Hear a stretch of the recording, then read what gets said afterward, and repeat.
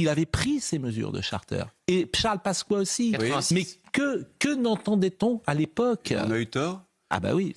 Que l'on reconduise par avion des étrangers qui n'ont rien à faire chez nous, je suis d'accord. Mais oui, mais vous ne l'étiez pas. Je le dis là. Oui, mais pas trop tard. Je veux dire, trop tard.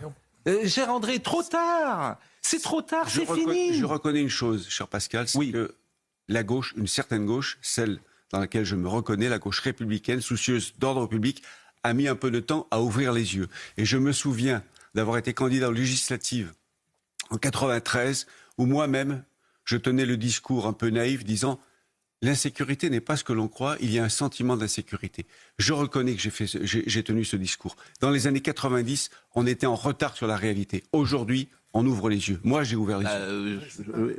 Oui. Alors, vous avez un rapport à la naïveté qui est très curieux, parce qu'il y a le fait de ne pas regarder la réalité en face, ou de ne pas pouvoir la voir, et puis il y a le fait de condamner ceux qui la regardent en face, de les ostraciser, de les discréditer, de les disqualifier, de leur interdire d'avoir une parole et de dresser toute la scène politique autour de l'interdit de ce discours. Et c'est là où il y a un problème. C'est qu'il ne suffit pas simplement de dire il y a évidemment un lien entre la délinquance, le trafic de drogue, la clandestinité, un certain nombre d'immigrés, etc. Et de par ailleurs de dire celui qui dit ça est un moins que rien. Celui qui dit ça se disqualifie, n'a plus le droit à la parole. Et là, il y a eu un vrai problème quand même. On a construit une espèce de monde magique et dans lequel on est complètement piégé aujourd'hui. Audrey Berthaud. Au mea culpa, c'est pas mea culpa, oui, mais le fait qu'ils reconnaissent aujourd'hui qu'il y a eu des erreurs. Mais j'aimerais surtout qu'aujourd'hui... C'est bien, il faut le saluer quand même. Oui, mais ça sert à rien.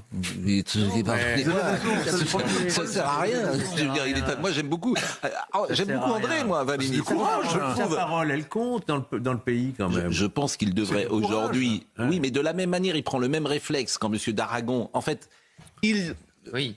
On va pas faire un échange tous les deux. De la même manière, quand M. d'Aragon dit ça, c'est une parole d'extrême droite. Donc en fait, je dis, vous n'avez rien compris. Une tonalité. Oui, enfin une tonalité, vous vous rendez compte. On sent bien qu'il a cherché.